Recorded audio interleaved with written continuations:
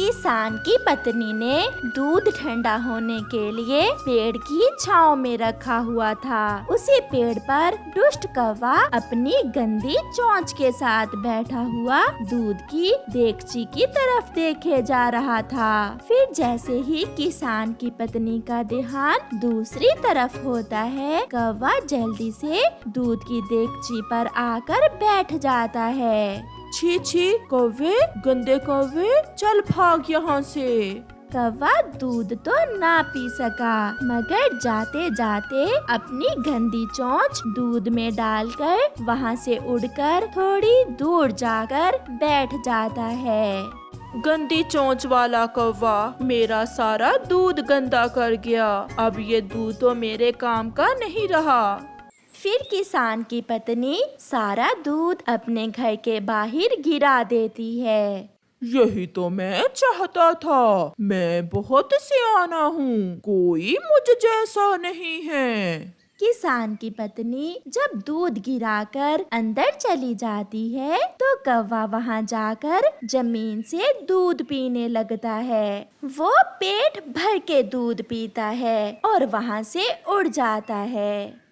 मैं सबसे अक्लमंद हूँ। मुझे तो भोजन की खोज में मारे मारे भी नहीं फिरना पड़ता। मैं तो इंसानों से भोजन लेता हूँ, इंसानों से। कौवा जाकर कीकर के पेड़ पर बैठ जाता है। कौवे, अपनी चोंच तो साफ कर लो, कितनी गंदी है तुम्हारी चोंच। इसी गंदी चोंच के कारण तो इंसान मेरी झूठी चीजें फेंक देते हैं जो मेरे काम आती हैं। तुम क्या जानो मिठू, मैंने आज इसी गंदी चोंच के कारण किसान के घर से दूध पिया है, दूध। कौवा ऐसे अपनी गंदी चोंच की बढ़ैया करता है।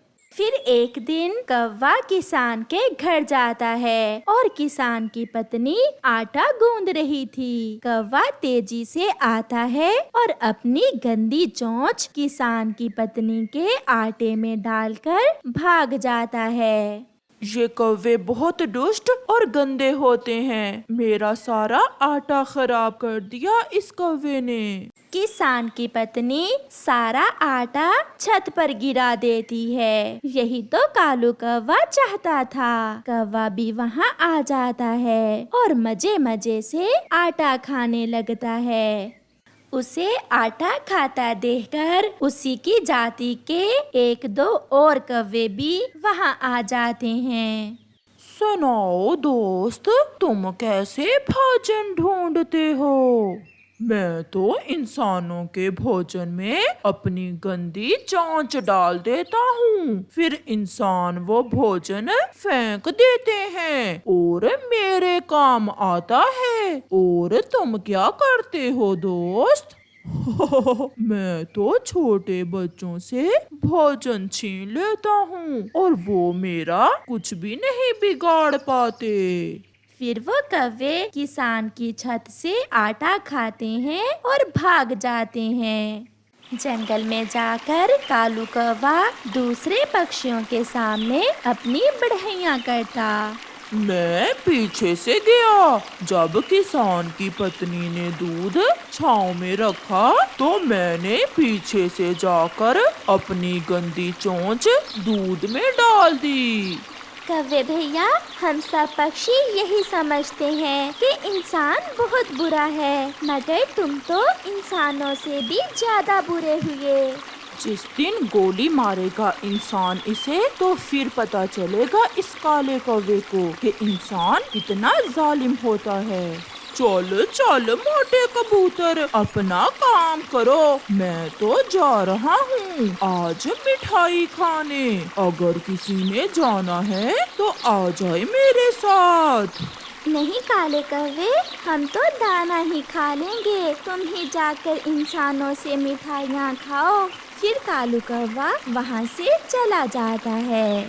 उड़ते हुए कालू गीत गाता जा रहा था। मैं कालू हूँ, तू मेरी काली कवि। मैं सुंदर हूँ, तू मेरी सुंदर कवि। तुमसे मिलने को मन करता है। ऐसे गाने गाते कालू कौवा बाऊजी की मिठाई की दुकान पर पहुंच जाता है। तरह तरह की मिठाइयाँ देखकर कालू कौवे के मुंह में पानी आ जाता है। बाऊजी तो बहुत कंजूस इंसान था। वो तो अपने बच्चों को मिठाई खाने ना देता। एक कौवा बाऊजी की मिठाई कैसे खा सकता था? मिठाई शीशे के फ्रेम में रखी हुई थी। कौवा एक कोने से रास्ता देखकर अंदर घुस जाता है। काला कौवा मेरी मिठाई खाता है, मैं अभी तुम्हें बताता हूँ। बाऊजी पीछे से जाकर शीशे की खिड़की बंद कर देता है। कौवा दूसरी तरफ भागता है, मगर सामने शीशे से टकराकर गिर जाता है। वो जिधर भी जाता वो शीशे से टकरा जाता। वो फंस चुका था। आज उसे पता चला था कि इंसान उससे भी ज्यादा सियाना है। फिर बाऊजी कौवे को पकड़कर बाहर निकाल लेता है और एक डंडे से कौवे की खूब पिटाई करता है। अब तो कौवे की काएं दूर दूर तक जा रही थीं। उसकी जाति के कौवे ऊपर जमा तो हो गए थे, मगर वो उसकी मदद नहीं कर सकते थे। ऐसे कौवे को सजा मिलती है। दूर किसी जंगल में सभी पक्षी मिलजुल कर रहते थे। गर्मियों का मौसम था, इसलिए जंगल में भोजन की बहुत कमी हो गई थी। छोटी चिड़िया के पास कुछ दाने जमा थे। कई दिन तक छोटी चिड़िया अपने दोस्तों की सहायता करती रही और फिर एक दिन चिड़िया के पास से भी दाने खत्म हो गए और फिर पक्षी बहुत परेशान हो गए। वो सब दोस्त सूखे पेड़ पर बैठे हुए थे जब मिट्ठू तोता अपने दोस्तों से कहता है, हमें अपने अंदर का खौफ खत्म करना होगा। अब हमें जिंदा रहने के लिए भोजन लेने पड़ोसी जंगल की तरफ जाना होगा। मिट्ठू के ऐसा कहते ही वो सब दूर हरे भरे जंगल की तरफ देखने लगते हैं। वहाँ के पेड़ हरे भरे हैं, जरूर वहाँ भोजन भी होगा। वहाँ फल होंगे। मगर भूल गए हो क्या? हम सब वहाँ क्यों नहीं जाते? वहाँ दुष्ट चील रहती है जो बहुत बेदर्दी से पक्षियों को मारकर खा जाती है। अगर हम ऐसे ही डरते रहे तो हमारे बच्चों के दिलों में भी उस चील का खौफ बैठ जाएगा और फिर वहाँ ना हम जा सकेंगे और ना हमारे बच्चे। चलो हमें जाना होगा, हमें भोजन के लिए चुनौती मोल लेना ही होगी। फिर वो सब दोस्त वहाँ से उड़ते हैं। उस जंगल में तो रंग बिरंगे फूल और फल थे। पक्षी बहुत खुश होते हैं और सब पक्षी स्वादिष्ट फल खाने लगते हैं। पक्षियों की आवाज सुनकर अपने घोंसले में सोई हुई चील भी जाग जाती है। लंबे समय बाद मैंने पक्षियों की आवाज सुनी है। आज मुझे मांस मिलेगा। आज तो मेरी किस्मत ही जाग उठी।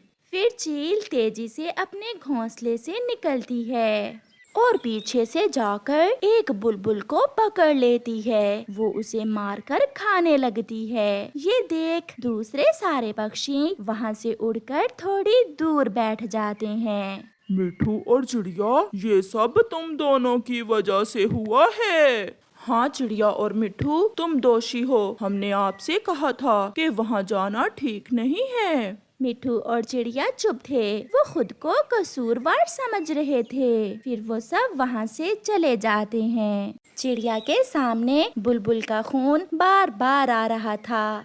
दूसरे दिन चिड़िया मिट्ठू के पास जाती है। मिट्ठू, अगर आज नहीं तो कभी नहीं, चलो हमें जाना होगा। हमें उस चील से मुकाबला करना होगा। कल उसने बुलबुल को मारा और अगर हमारे जंगल के पक्षियों को भोजन न मिला तो सब मर जाएंगे। यहाँ बैठकर भूख से मरने से कहीं अच्छा है मैं लड़ता हुआ मर जाऊं। मैं जालिम से लड़ूंगा। फिर चिड़िया और मिट्ठू वहाँ से उड़ते हैं। चील अपने घोंसले में सोई हुई थी। मिट्ठू थोड़ी दूर एक पेड़ के पीछे छुप जाता है और चिड़िया एक पत्थर पर जाकर बैठ जाती है। और फिर जैसे ही मिट्ठू तोता चिड़िया को संकेत देता है, चिड़िया एक छोटा सा पत्थर चील की तरफ फेंकती है। चील की आंख खुल जाती है। आज फिर मुझे मांस मिलने वाला है। चील की नजर चिड़िया पर जाती है। चिड़िया भी पूरी तैयारी कर लेती है। मिट्ठू भी जो करना हो जाता है। चील तेजी से चिड़िया की तरफ बढ़ती है, मगर जैसे ही चील चिड़िया के पास आती है, चिड़िया बड़े पत्थर के पीछे छुप जाती है और चील का सर पत्थर से टकराता है। चील गिरती है। मिट्ठू भी मैदान में आता है और छोटे पत्थर उठा उठा कर चील को मारने लगता है। चिड़िया भी एक कांटेदार शाख से चील पर हमला करती है। ऐसे मिट्ठू और चिड़िया दोनों मिलकर उस दुष्ट चील को उसके अंजाम तक पहुंचा देते हैं। फिर उस दिन के बाद सब पक्षी उस हरे भरे जंगल से फल खाते हैं। अब उन्हें कोई खौफ नहीं था। मिट्ठू और चिड़िया की बहादुरी देखकर कालू कौवा भी बहुत हैरान था। चिड़िया और मिट्ठू, आपने सच कहा था, भूख से मरने से अच्छा है लड़ते हुए मर जाना। और अब हमारे बच्चे भी इस जंगल के मीठे मीठे फल खाएंगे। प्यारे दोस्तों, इस कहानी से हमें सीख मिलती है कि किसी भी मुसीबत में घबराने की बजाय हमें हिम्मत से काम लेना चाहिए।